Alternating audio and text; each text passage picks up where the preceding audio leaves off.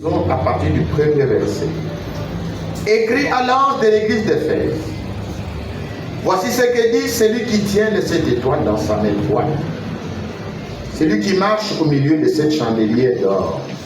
Asseyez-vous s'il vous plaît. Et nous continuons la lecture. Je connais tes œuvres, ton travail et ta persévérance. Je sais que tu ne peux supporter les méchants. Et tu as éprouvé ceux qui se disent apôtres et qui ne le sont pas. Et que tu les as trouvés malheureux. Et tu as de la persévérance. Et tu as souffert à cause de mon nom. Et que tu ne t'es point lassé. Mais ce que j'ai contre toi, c'est que tu as abandonné ton premier amour. Souviens-toi donc d'où tu es tombé. Répands-toi et pratique tes premières œuvres. Sinon je viendrai à toi et j'ôterai ton chandelier de sa place, à moins que tu ne te répandes. Tu as pourtant ceci, c'est que tu hais les œuvres de Nicolaï, œuvres que je hais aussi. Que celui qui a des oreilles entende ce que l'Esprit dit aux églises. À celui qui vaincra, je donnerai à manger de l'arbre de vie qui est dans le paradis de Dieu. Amen. Que Dieu ajoute la bénédiction à la lecture de sa parole. Amen. Aujourd'hui, nous allons parler de l'âge de l'église d'Éphèse. Les dimanches, nous avons terminé avec la vision de Patmos. Et aujourd'hui, nous commençons l'âge de l'église d'Éphèse. Le messager de l'âge de l'église d'Éphèse, c'est l'apôtre Paul. Éphèse signifie rétrograde ou bien le laisser aller. C'est relâché. L'âge d'Éphèse va de l'an 53 après Jésus-Christ jusqu'en l'an 170. C'est le premier âge de l'Église.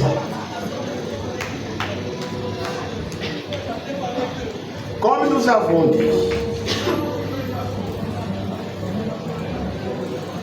dans le premier chapitre du livre d'Apocalypse, Jean a reçu l'ordre d'écrire tout ce qu'il voyait et ce qu'il entendait. Il avait reçu l'ordre d'envoyer cela aux 7 églises qui sont en Asie mineure. Et nous avons montré que ces églises étaient des assemblées qui avaient bien et bien existé en Asie mineure, qu'on appelle aujourd'hui la Turquie. Et ces assemblées locales avaient été choisies à cause de leurs caractéristiques. Mais en réalité, cette assemblée représente les 7 époques. Et ces époques vont du premier âge de l'Église jusqu'au dernier âge de l'Église. Et le dernier âge de l'Église, c'est l'âge qui verra le retour de notre Seigneur et Sauveur Jésus-Christ. Ainsi, le messager, c'est l'apôtre Paul. Paul n'a pas marché avec le Seigneur Jésus-Christ, comme l'ont fait avec les 12 disciples. les 12 disciples avaient été appelés par le Seigneur Jésus-Christ pendant son ministère terrestre. Et ces 12 étaient témoins de son ministère. Les 12 étaient témoins des miracles que le Seigneur opéra pratiquement jusque dans la nuit où il fut livré. Dans cette nuit-là, l'un d'eux était Judas Iscariote, qui s'était retiré après le repas, et c'est lui qui est devenu le prêtre qui l'avait trahi. Et vous verrez que dès la résurrection du Seigneur Jésus-Christ et son ascension, les disciples étaient dans l'attente de la venue du Saint-Esprit. C'est alors que Pierre avait initié le vote des 12e apôtres qui devait remplacer Judas Iscariote. Et c'est très important. Nous allons les lire dans les Actes des Apôtres, au premier chapitre.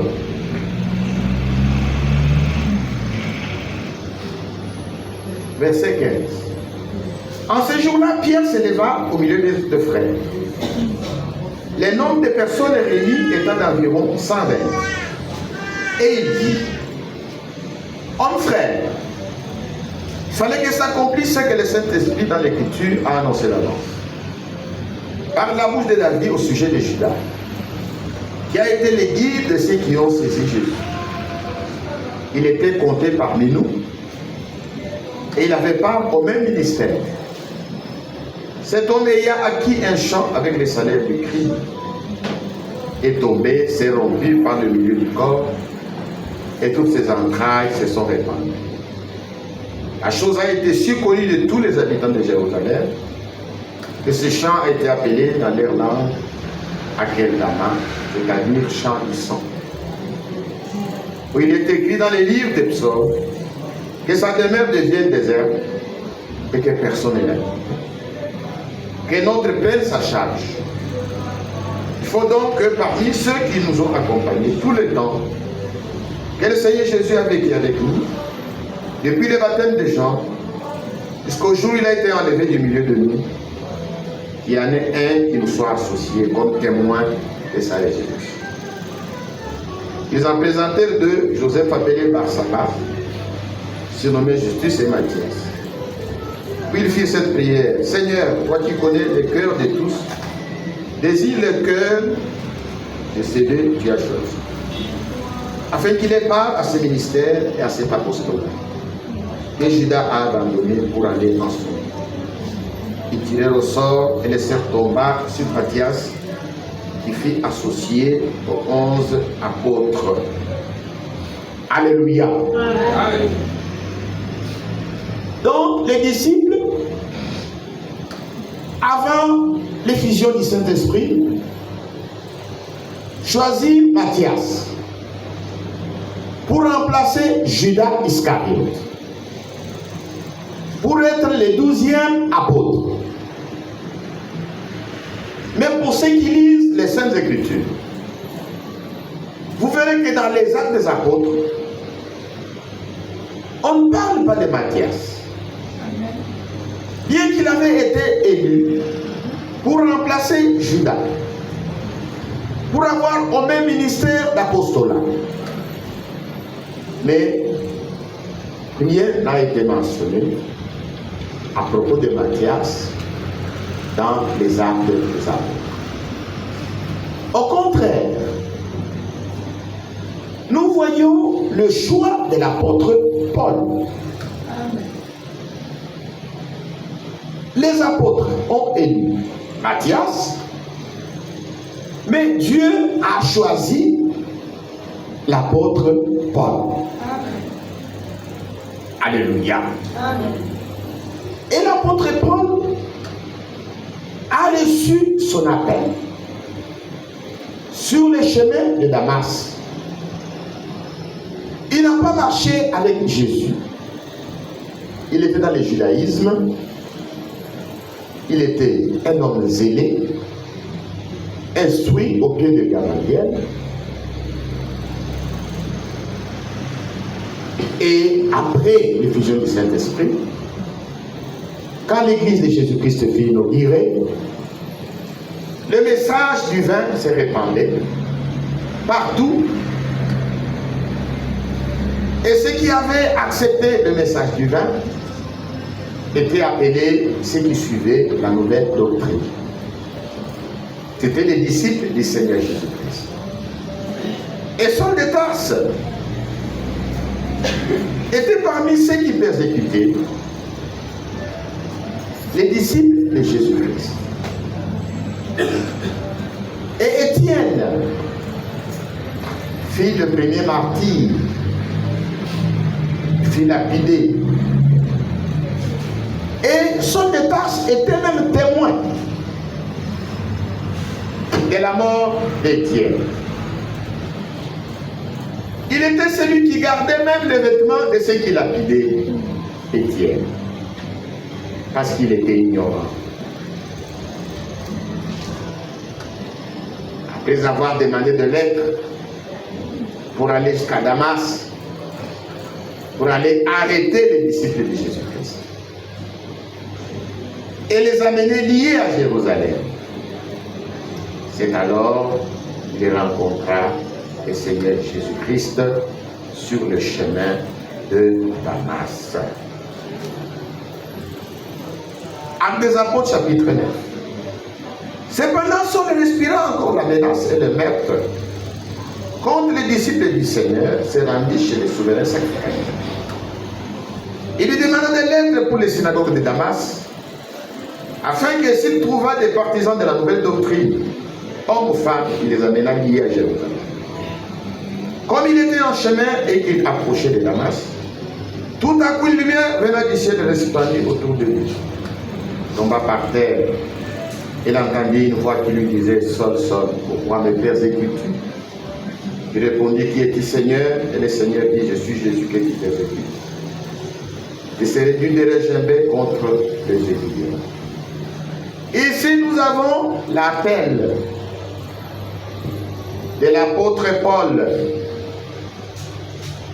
Que le nom de Jésus-Christ soit glorifié. Amen. Et Paul est devenu un apôtre du Seigneur. Et nous voyons ici comment il parle de sa commission dans les Actes des Apôtres, chapitre 13, au verset 42. Lorsqu'ils sortirent, on les pria de parler le sabbat suivant sur les mêmes choses. Et à l'issue de l'assemblée, beaucoup de Juifs et de prosélytes de pieux suivirent Paul et Barnabas.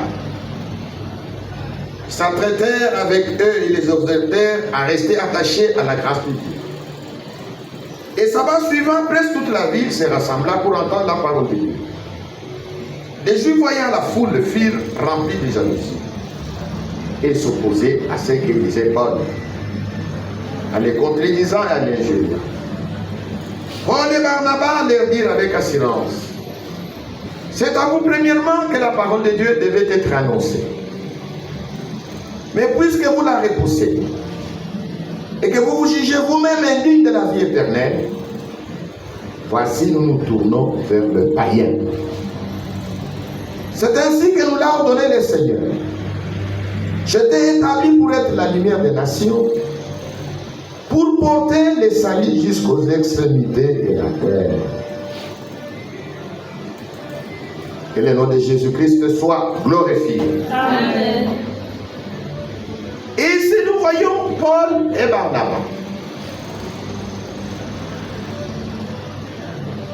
qui ont prêché aux Juifs.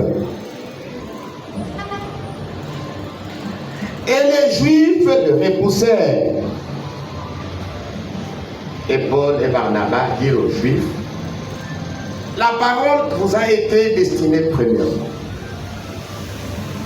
Mais vous vous êtes jugés indignes de la vie éternelle. C'est pourquoi nous nous tournons désormais vers les païens. Comme nous l'a ordonné le Seigneur. Nous voyons que Paul a été choisi et ordonné par le Seigneur pour être l'apôtre de païens.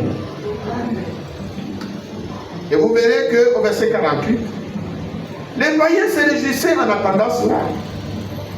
Glorifiaient la parole du Seigneur et tous ceux qui étaient destinés à la vie éternelle crurent. Amen. Amen. Amen. Nous voyons maintenant que c'est Paul qui a travaillé plus que tous les apôtres. Il était apôtre et en même temps prophète. Amen. C'est lui qui a écrit le plus grand nombre des épîtres dans le Nouveau Testament. C'est lui qui a écrit l'épître aux Romains, aux Corinthiens, aux Éphésiens, les Thessaloniciens, beaucoup d'épîtres que nous avons dans le Nouveau Testament ont été écrites par l'apôtre Paul. Et en ce qui concerne le premier âge de l'Église, la révélation que Dieu a accordée à Frère Branham sur les messagers de cette Église, la révélation lui a été donnée selon laquelle le premier messager du premier âge de l'Église, ce fut l'apôtre Paul. Amen. Amen. Que le nom de Jésus-Christ soit glorifié. Amen. Et nous voyons que c'est Paul qui a établi même l'Église dans la doctrine. Amen. Parce que lui-même dit, j'ai posé les fondements comme un sage architecte. Donc c'est l'apôtre Paul qui a été chargé d'instruire les nations, le païen, le gentil, et instruire celui l'apôtre des nations. C'est lui le messager de l'âge de l'église de Éphèse. Amen. Et l'âge d'Éphèse va de l'an 53 jusqu'en l'an 170 de notre ère, c'est-à-dire après Jésus-Christ. Amen. Et nous voyons que dans chaque âge, le Seigneur Jésus-Christ se présente. Ici, dans l'âge à l'église d'Éphèse, il se présente comme celui qui tient les 7 étoiles dans sa main droite. Et nous avons vu que les 7 étoiles représentent les 7 messagers, les 7 anges. Les anges, il y a les anges terrestres et les anges célestes. Amen. Les anges terrestres sont les envoyés, sont des hommes, alors que les anges célestes sont des esprits. Que le nom de Jésus-Christ soit glorifié. Amen. Il dit, celui qui tient les 7 étoiles, C'est-à-dire, c'est lui qui tient tous les 7 messagers entre ses mains. Les 7 messagers sont dans la main droite de notre Seigneur Jésus-Christ. Il n'y en a pas 8. Il y en a seulement 7. Amen. Et Paul est l'un d'entre eux. Amen. Que le nom de Jésus-Christ soit glorifié. Amen. C'est lui qui marche au milieu de 7 chandeliers d'or. Nous avons montré que le 7 chandeliers d'or représente les 7 âges de l'Église, les 7 églises. Et ici, le Seigneur Jésus-Christ se présente comme étant celui qui marche dans son église. Amen.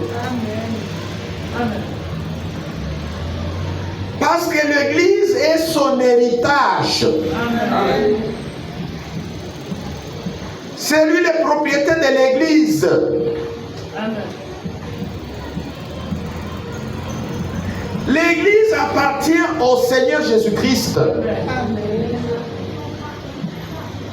C'est lui le fondateur de son église. L'église est son domaine. Mais ici à Port-Gentil, vous trouverez des hommes qui sont les fondateurs des églises. Il écrit même son nom. Fondateur, révérend tel, bishop tel, archevêque tel. Ça, ce sont des églises des hommes. Amen. Ce sont des églises qui ont leur propre fondateur. Amen. C'est pourquoi dans ces églises-là, c'est la parole de ces fondateurs qui prime. Parce que c'est son église. Mais la véritable église, c'est l'héritage de notre Seigneur Jésus-Christ. Amen. L'église est son domaine. Amen. C'est lui qui dirige l'église. C'est lui qui gouverne. C'est lui qui règne. Et il gouverne. Amen. Il gouverne son église par sa propre parole. Amen. Que le nom de Jésus-Christ soit glorifié. Amen. C'est ce que signifie le premier verset. Le deuxième verset, le Seigneur parle à l'église d'Éphèse. Je connais tes œuvres, ton travail et ta persévérance. Et ici, le Seigneur fait des éloges à la première église. L'église d'Éphèse, les chrétiens travaillaient beaucoup à l'œuvre de Dieu. Il dit, je connais tes œuvres, ton travail. Ça sont des éloges que le Seigneur fait à l'église d'Éphèse. Et ta persévérance. Les chrétiens dans l'église d'Éphèse, ils travaillaient à leur salut. Ils étaient persévérants. Voilà pourquoi le Seigneur fait des éloges. Il dit, je connais tes œuvres. Je connais ton travail. Je connais ta persévérance. Il dit, je sais que tu ne peux supporter les méchants.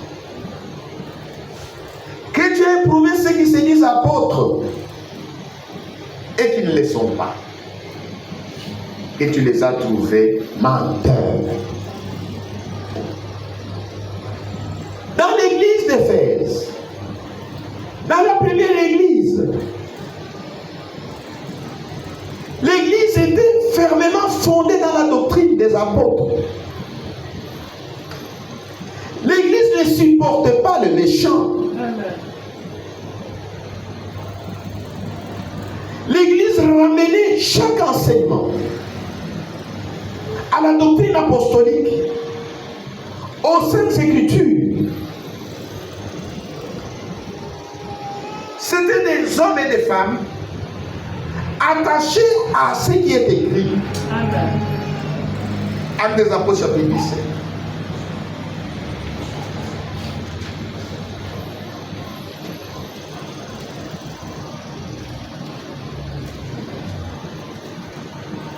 Verset 11. Nous pouvons commencer à partir de verset 10. Aussitôt les frères firent partir de lui Paul et Silas pour Bérée. Lorsqu'ils furent arrivés, ils entrèrent dans la synagogue des Juifs. Ces Juifs avaient des sentiments plus nobles que ceux de Thessalonique. Ils reçurent la parole avec beaucoup d'empressement et ils examinaient chaque jour les Écritures pour voir si ce qu'on leur disait était exact. Alléluia. Amen. Voilà les chrétiens dans le premier âge de l'Église. Ils ramenaient chaque chose aux Écritures. Amen. C'est pourquoi ils ne pouvaient pas supporter les méchants. Amen. Ils éprouvaient ceux qui se disaient apôtres et qu'ils ne l'étaient pas. Comment ces chrétiens reconnaissaient le vrai avec le faux? C'est à partir des Saintes Écritures. Amen. Les chrétiens dans l'âge de l'église d'Éphèse ne pouvaient pas croire à n'importe quoi. Amen. Il fallait que ce que tu leur prêches concorde avec les Saintes Écritures. Amen. Si tu leur amènes des choses qui sont opposées aux Saintes Écritures, ils disaient non, non. Toi, tu es un faux apôtre. Toi, tu es un faux docteur. Et pour ça, le Seigneur a fait beaucoup d'éloges à l'église d'Éphèse. Amen. Oui, bien-aimés frères et sœurs. Aujourd'hui, les gens n'ont plus des sentiments nobles, comme les premiers chrétiens. Aujourd'hui, qui ramène toutes choses aux Saintes Écritures? Personne.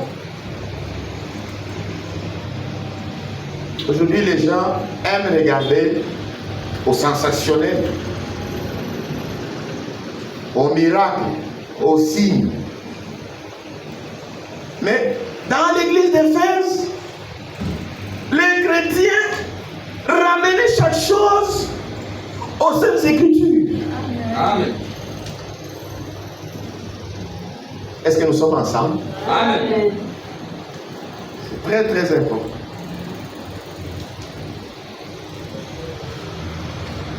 C'est très très très important. Nous devons ramener tout aux Saintes Écritures. Amen. Chaque enseignement qu'on ne peut pas soutenir avec la Bible est un faux enseignement. Amen. Et quand vous acceptez un faux enseignement, vous ne pouvez pas recevoir le Saint-Esprit. Parce qu'un faux enseignement est accompagné par un esprit de l'erreur. Est-ce que nous sommes ensemble? Amen. Chaque faux enseignement est accompagné par l'esprit de l'erreur, l'esprit d'égarement, pour croire au mensonge. Mais lorsque vous recevez un enseignement exact, selon ce que dit les Saintes Écritures, vous recevez aussi le Saint-Esprit. Amen. Parce que le Saint-Esprit, c'est l'esprit de vérité. Amen.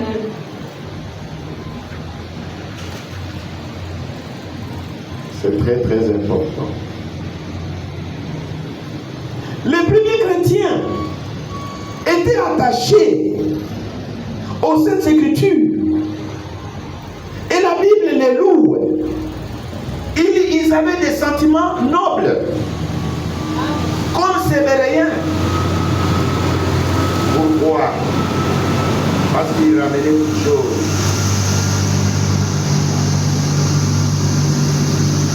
Ils examinaient chaque jour les Écritures pour voir si ce qu'on leur disait était exact. Amen.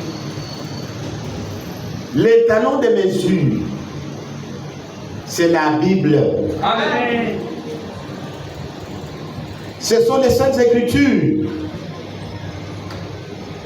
Que le nom de Jésus-Christ soit glorifié. Amen. Et au verset 3.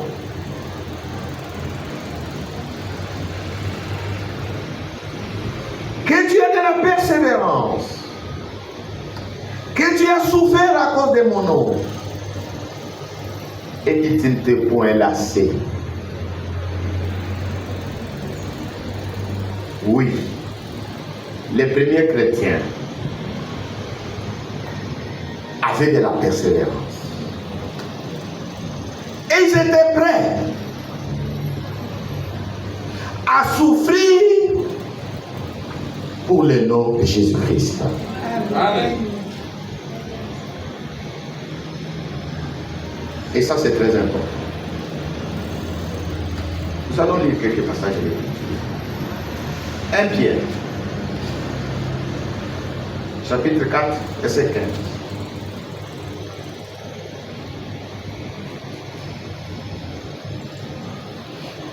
Que nul de vous en effet ne souffre comme meurtrier, ou voleur, ou malfaiteur, ou comme s'ingérant dans les affaires d'autrui.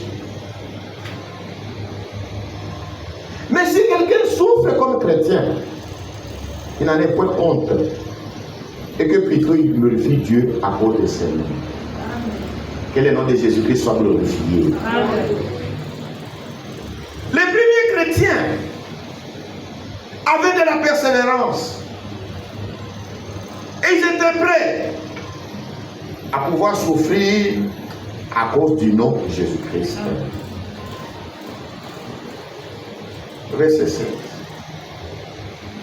Mais si quelqu'un souffre comme chrétien, il n'en est point honte. Et que plutôt il glorifie Dieu à cause de ses noms. Amen. Que le nom de Jésus-Christ soit glorifié. Amen. Vous devez accepter de souffrir à cause du nom de Jésus-Christ.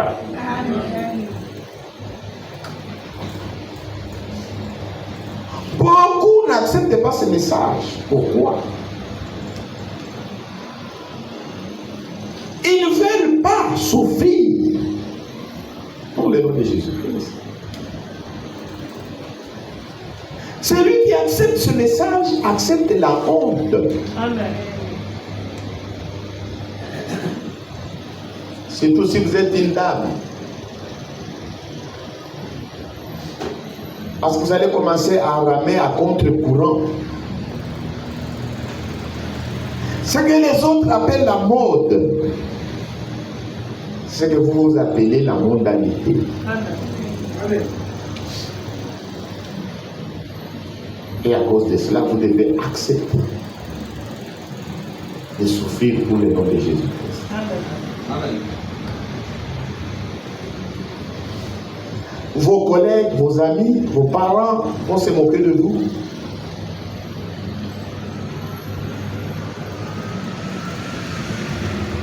Et quelle est cette église-là qui vous fait vieillir?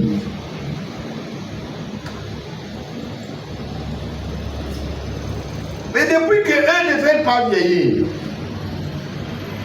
nous les voyons toujours vieillir. Amen. Amen.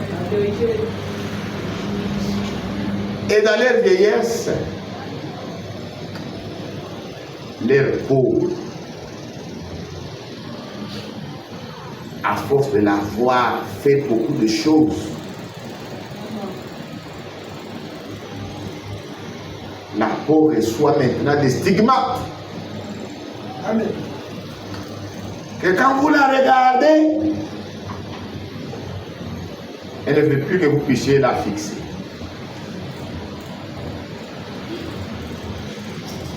Et deviennent agressives.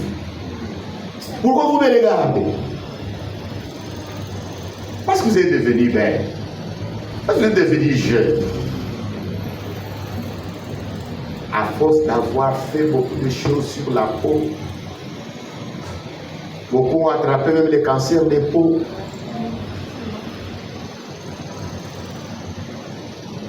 Et ça devient compliqué. Vous devez accepter de souffrir. Toute votre famille est bouddhiste. Et dit, nous devons tous aller faire les initiations. Mais quand vous rejetez cela, toute la famille sera contre vous. Et vous devez accepter de souffrir pour le nom de Jésus-Christ. Amen. Vous devez accepter d'être rejeté même. Amen. Et les premiers chrétiens ont accepté. Ils ont accepté cela. Amen. Et le Seigneur fait des éloges à ces premiers chrétiens-là. Amen. Amen. 1 Pierre, chapitre 4, verset 19. Ainsi que ceux qui souffrent selon la volonté de Dieu remettent leurs âmes au fidèle Créateur Amen. en faisant ce qui est bien. Amen. Alléluia. Amen. C'est vrai. Nous voyons que les premiers chrétiens ont accepté de souffrir pour le nom de Jésus-Christ. Et Féminin me dit, tout ce que vous ne pouvez pas faire au nom de Jésus-Christ, ne le faites pas. Amen. Amen.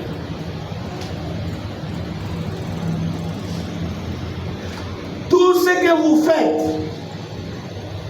en parole ou en œuvre, faites tout au nom de Jésus-Christ. Amen. Et tout ce que vous ne pouvez pas faire au nom de Jésus-Christ, ne le faites pas. Vous ne pouvez pas voler au nom de Jésus-Christ. Vous ne pouvez pas tuer au nom de Jésus-Christ. Vous ne pouvez pas calomnier au nom de Jésus-Christ. Vous ne pouvez pas mentir au nom de Jésus-Christ. Vous ne pouvez pas fumer au nom de Jésus-Christ. Amen. Vous ne pouvez pas boire au nom de Jésus-Christ. Tout ce que vous voulez faire, vous devez être sûr que ce que je vais faire là, je le fais au nom de Jésus-Christ. Amen. Et ce que vous ne pouvez pas faire au nom de Jésus-Christ, que madame dit, ne le faites pas. Amen. Vous ne pouvez pas insulter au nom de Jésus-Christ. Vous ne pouvez pas tricher au nom de Jésus-Christ. Vous ne pouvez pas faire du mal au nom de Jésus-Christ. Tout ce que vous faites, vous devez le faire comme si vous le faites pour le Seigneur. Amen. Amen. Alléluia. Amen. Quand vous préparez un repas, préparez ce repas comme si vous le préparez pour le Seigneur. Quand vous travaillez, Faites votre travail comme si vous le faites pour le Seigneur. Amen. Ceux qui ne connaissent pas Dieu, ils cherchent les bricoles. Et quand vous lui donnez ces bricoles-là, il les fait seulement pour avoir de l'argent. Si vous lui donnez à repasser, il repasse seulement pour avoir l'argent. Et ce n'est pas juste. Quand vous faites le travail de ménage,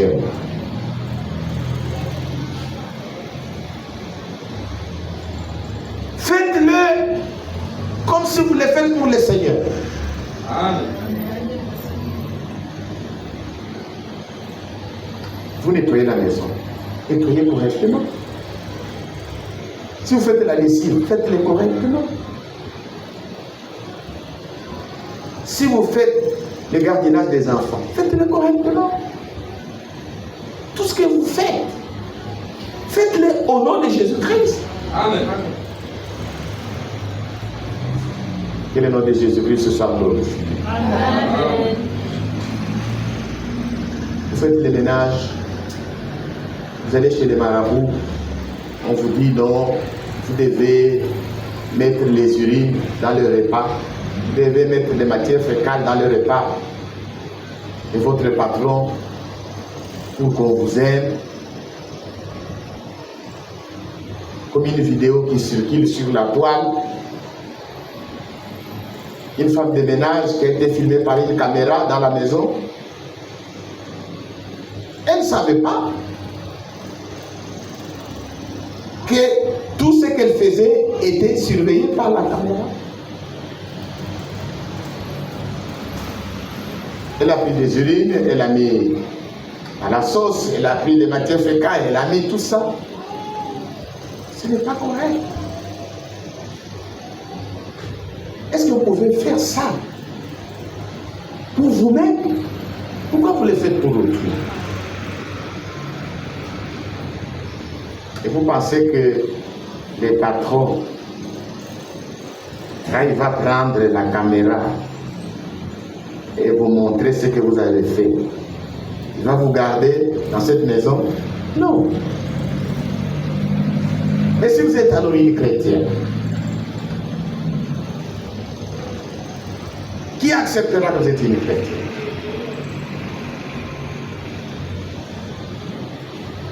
Ce comportement vous ferait injurier toutes les chrétiennes. Et ce n'est pas correct. C'est pourquoi Paul a dit,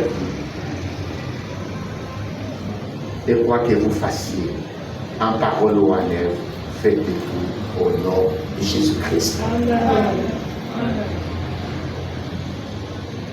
Pour ce soir, et Dieu vous bénisse. Amen. Je vous invite à prier.